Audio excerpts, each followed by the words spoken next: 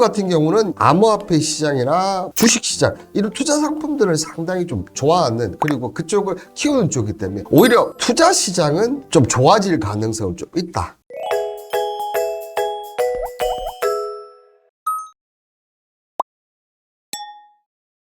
여러분들을 퍼스트 클래스로 만들어줄 방송 투자 캠퍼스의 홍반장입니다. 자, 오늘은 정말 이 재미난 보고서가 있어서 하나 소개를 시켜드릴까 하는데요. 이 세계를 지배하는 세 가지 전쟁, 특히 두 가지는 여러분들 지금 잘 알고 계실 텐데, 이 마지막 세 번째 전쟁이 어떻게 보면 우리 투자 캠퍼스 입장에서, 그리고 투자하는 입장에서 앞에 두 개를 변화시키든지 새로운 부분을 이끌 수 있다는 점에서 상당히 중요한 대목이 아닌가 생각이 들고, 그 마지막 세 번째 전쟁은 바로 미국과 미국 그 자신의 싸움인데, 어떤 내용인지 궁금하시죠? 지금 바로 시작하도록 하겠습니다. 첫 번째는 여러분들 너무나 잘 아시는 이 소련 국기, 러시아 국기를 달고 우크라이나로 향하는 러시아 연방군의 T-72B3 전차고요. 오른쪽의 사진은 찢어진 우크라이나의 국기, 전쟁의 참상을 간접적으로 보여주고 있는, 벌써 횟수로 3년 차에 접어들고 있는 러시아 대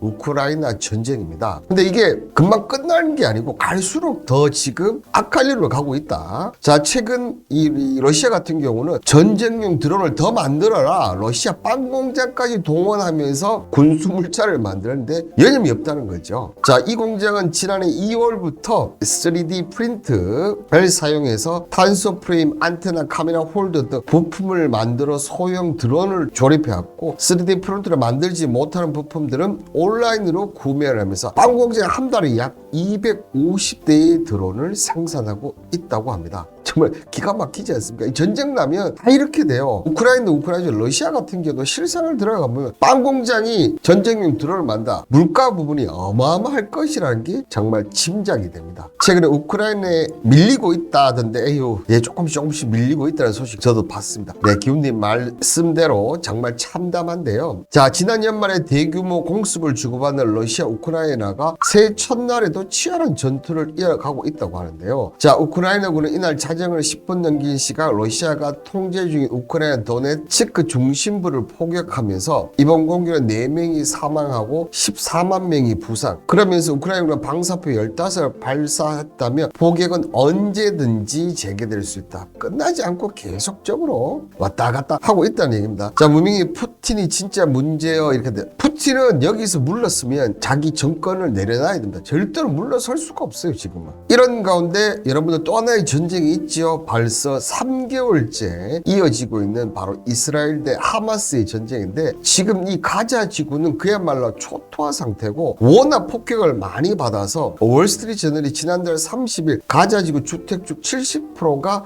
파괴되고 건물 중에 50%가 훼손되었다. 자, 이제는 전쟁이 끝나도 가자 지구 가봐야 살지를 못해요. 지금 주택 70%, 건물 50%가 훼손이 됐어요. 이제는 가고 싶어도 갈 수가 없다는 결론을 납니다. 대개 가자 지구는 거주 불가능한 장소가 됐다고 유엔에서도 지금 얘기가 나오고 있고, 이게 어느 정도 심각하냐면 제2차 세계대전 당시 독일 도시들이 경험한 파괴보다 더 정도가 훨씬 더 심하다, 지금 이렇게 나오고 있습니다. 그만큼 점점점 안 좋은 길로 가고 있다는 거겠죠, 그죠? 여기에 이스라엘군이 공수로 8일 레바논 무장 정파 헤즈볼라 핵심 지휘관이 사망하는데, 이 사람이 서열 3위입니다. 서열 3위. 헤즈볼라 입장에서도 이제 물러서기가 쉽지가 않아요, 그죠? 전쟁 발발 이후 고위급 인사가 숨진 건 이번이 처음이다. 그러니까 헤즈볼라 어떻게 합니까? 분명 보복을 하겠다. 이대로 우리는 물러서지 않는다. 이렇게 밝혔습니다. 자, 이렇게 되니까 이 이스라엘과 헤즈볼라 충돌을 격화해야 되면서 두 개의 전면전 가능성이 나타났다는 건데, 헤즈볼라는 엄청난 힘과 단합, 안보로서 물불을 가리지 않는 우리의 결단을 볼 것입니다. 이렇게 얘기하고 베냐민 네타냐후 이스라엘 총리가 강력한 의지를 표명했지만, 이 헤즈볼라는요 6만 명 가량의 병력과 미사일 15만 발을 갖췄다는 수산될 정도로 정규군 투입 전투력을 보유하고 있다. 자, 이렇게 되면 이스라엘은 남부와 북부 두 곳에 동시에 전쟁을 치루어야 하나,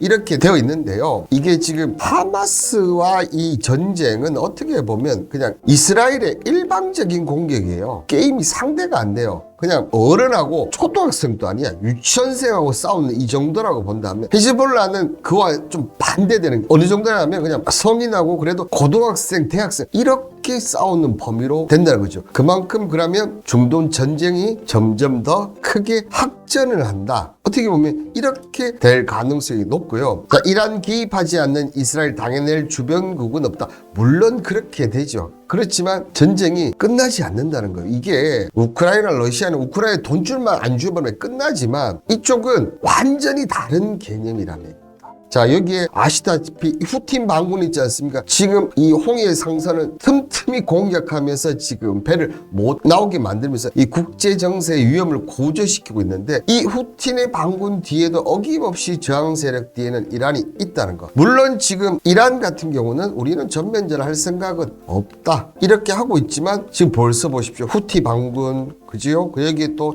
헤즈볼라. 누가 봐도 이 뒤에 이란이 있다는 거 다 알고 있는 사실이지 않습니까? 이게 언제 격화될지 모르는데 이게 바로 어떻게 보면 이 세 번째 전쟁과도 연결이 되어 있다는 겁니다. 이 부분은 뒤에 나오니까 조금만 기다려 주시길 바라겠습니다. 자, 이러는 가운데 보십시오. 이게 지금 문제라는 겁니다. 자, 이란의 핵 강화 움직임도 포착이 되고 있다. 자, 국제 원자력 기구 이 IAEA 우리가 너무나 많이 들었던 IAEA가 지난달 26일 회원국들에게 보낸 보고서에 보면 올해 중반 고농축 우라늄 생산량을 줄이던 이란이 방침을 바꿔서 다시 생산량을 늘리고 있다. 이란이 포로드 지하 핵시설에 나탄지 핵시설에 최대 60%까지 농축한 우라늄 생산을 늘리고 있고 한 달가량 증산된 고축량 우라늄 물질을 지난해 11월 약 9kg로 확인이 되었다. 지난해 6월 말까지 확인된 양이 3kg 수준이었는데 60%까지 농축된 우라늄은 통상 추가 농축 과정을 거치면 2주 안에 핵폭탄을 제조할 가능성이 높다. 자, 이렇게 되니까 조 바이든 정부가 제시한 이란 핵 합의 협상은 사실상 실패로 적용됐고 이란이 이제 미국 눈치 안 보겠다는 거예요.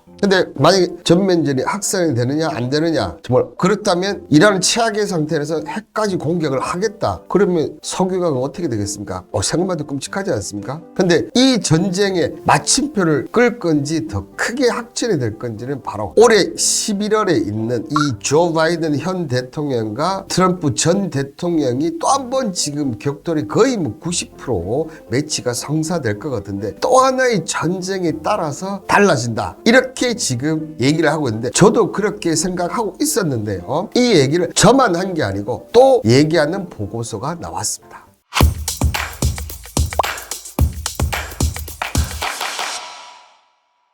바로 이 미국과 미국 그 자신과의 싸움이라는 타이틀로 나왔는데요. 리포트 이 보고서 제목 보면 톰 리스크 2024 이렇게 나와 있고요. 어떻게 보면 점점 악화되는 러시아와 우크라이나 전쟁 그리고 중동발 위기 우려를 고조시키고 있는 이스라엘과 하마스 간 전쟁 그러면서 정치적인 분열이 심화하면서 전례가 없을 정도로 전 세계 안보 및 경제적 여파를 미칠 것이라 관측되는 11월의 미국 대통령 선거 이거를 톰 리스크로 포함한 이 보고서가 나왔습니다. 자, 이 보고서는 미국 정치 컨설팅 업체인 유라시아 그룹이 2024년 세계 10대 리스크를 발표를 하였는데 미국의 대선을 무려 1위로 꼽았습니다. 그러면서 올해 가장 큰 위험은 미국과 미국 그 자신과의 싸움이다. 이 미국의 대선이 지난 150년간 경험하지 못한 수준으로 미국의 민주주의를 시험하고 전 세계 무대에서 미국의 신뢰도를 악화시킬 것이다. 미국의 대선은 미국은 물론 세계 80억 인구의 운명을 결정지을 것이다. 이렇게 설명을 하고 있다는 겁니다. 이 오늘 11월에 개최되는 미 대선은 현재로서는 81세의 고려인 조 바이든 대통령과 각종 사법 리스크에 휩싸이는 도널드 트럼프 전 대통령 리천 매치가 성사될 가능성이 높은데 중요한 것은 뭐냐면 어느 당이든 승리하든 선거 결과를 조작이라고 주장하면서 국가가 혼란에 빠질 수밖에 없다는 것. 자, 이런 부분 보면 좀 우리나라가 좀 생각이 나긴 납니다. 그죠? 우리나라도 지금 어떻게 보면 지난 대선에서 단 0.7% 차이로 대통령이 갈렸어요. 그런데 지금 두 사람, 그러니까 여당과 야당, 지금의 여당과 야당 이 두 사람의 대통령이 협의를 합치려 하는 게 아니고 양쪽 다 내 갈 길 가겠다 지금 이런 식으로 가고 있지 않습니까? 이렇게 보니까 우리 지금 2023년 우리나라 경제 어떻게 됐습니까? 미국도 지금 어느 대통령 후보가 당선되더라도 그렇게 될 가능성이 높지 않나 이렇게 본다는 거예요, 여러분들. 이와 함께 올해 10대 리스크에는 통제되지 않은 인공지능 AI를 역시 인공지능 AI 그죠? 이 관련 부분들을 리스크로 뽑았고요. 그 다음에 중국의 경제 회복 실패, 그 다음에 핵심 간물의 선점 경제 이 얘기는 글로벌 공급망 체계가 내년에도 숙제라는 얘기입니다. 그리고 여전히 높은 인플레이션 그리고 돌아온 엘니뇨. 엘니뇨는 항상 그 발생한 이후에 2년에서 3년 정도 더 갑니다. 그죠? 그리고 그 다음에 미국의 문화 전쟁 등이 올해 10대 리스크에 포함되었다. 여기서 봤을 때는 저는 뭐 인공지능, 그 다음에 중국의 경제 회복 실패는 솔직히 세모입니다. 이거는 핵심 강물 선점은 여전히 있고 높은 인플레이션도 저는 세모, 돌아올 엘니뇨, 그 다음 미국의 문화 전쟁 이런 부분들은 저는 리스크가 되지 않나 이렇게 좀 생각됩니다. 미국의 전쟁에서 만약에 바이든이 당선이 된다 그러면 현재 세계 질서에서 크게 변화는 없습니다. 현재 질서가 그대로 가겠죠. 그러나 이 트럼프가 당선이 되면 많은 것이 변할 수밖에 없어요. 트럼프는 지금 대통령 당선되지도 않는데 2024년 당선되면 북한을 핵 보유국으로 인정할 수 있다는 기사가 나올 정도로 지금 많은 얘기 나오는데 정말 많은 변화가 예상이 됐다. 자, 그렇게 된다면 여러분들 경제 측면에서 한번 본다면 바이든이 가장 크게 밀었던 게 뭡니까 여러분들? 반도체법, 그 다음에 IRA법. 이거 여러분들 거의 99.9% 수정 들어갑니다. 99.9% 수준 들어갈 수밖에 없다는 거죠. 그러면 이 부분이 어떻게 움직이느냐? 자, 트럼프는 자국 우선주의예요. 완전히 극우 중에도 초극우주의 않습니까? 그런데 이게 그러면 이 부분들이 다른 나라에 좋게 편성이 되겠습니까? 나쁘게 편성이 되겠습니까? 당연히 나쁘게 편성될 수밖에 없고 만약에 그랬을 때 다른 나라에서 거부를 하거나 우리는 못하겠다 이렇게 하면 얘는 어떻게 합니까? 확실하게 보복을 하는 스타일이죠. 간세 부분을 건드린다든지 우리나라 같은 경우는 야 미군 철수해 이런 식이 나온다. 분명한 이런 위협을 가할 것이라는 거죠. 특히 우리나라 같은 한미일 공조를 지금 왜 여기서 웃음이 나오는지 모르겠습니다. 한미일 공조를 간 이 제1우선 외교 정치를 펼치는데 자 이런 부분들이 만약에 트럼프가 당선되고 변화가 난다면 정말 어떻게 보면 2025년에 우리나라의 경제는 엄청난 타격을 받을 수밖에 없지 않나. 트럼프 되면 지난 4월이 다시 리셋 내맞고요. 그리고 지금 현재 우리나라 대통령이 했던 모든 것도 리셋이 될 가능성이 엄청 높습니다. 자, 여기에 앞서 제가 전쟁도 연관이 있다고 얘기를 좀 드렸지 않습니까? 구체적으로 트럼프 전 대통령이 승리할 경우 우크라이나 전쟁 지원을 비롯한 각종 외교 정책이 급격히 변한다. 어떻게 합니까? 아마 지원 안 할 거예요. 지원 안 합니다. 그러면서 자, 미국은 입지가 약해지면서 자, 유럽과 어떻게 보면 결별각이 될 가능성이 상당히 높다. 그래서 여기서 유럽연합과 긴장 상태에 들어가고 러시아의 결의를 강화하는 역할을 할 것이다. 특히나 보시면 트럼프는 러시아 푸틴과 상당히 친밀도가 있습니다. 푸틴 쪽으로 기울어질 가능성이 상당히 높다는 거고 저는 이쪽도 이쪽이지만 중동이 더 큰 문제라고 생각돼요. 자, 중동에서는 트럼프 전 대통령의 지지를 등에 입은 이스라엘이 보다 공격적으로 나설 것 같다. 이 얘기는 한마디로 뭡니까? 중동의 확전. 자, 결국 세계 3차 대전으로 일어날 수 있는 소지도 생긴다는 거예요. 트럼프라는 사람이 중간이 없어요. 이쪽 아니면 이쪽이요. 내 편 아니면 남의 편이야. 근데 기존에 트럼프가 했던 것을 보면 푸틴하고 이스라엘 쪽에 확실히 내 편이라는 거거든요.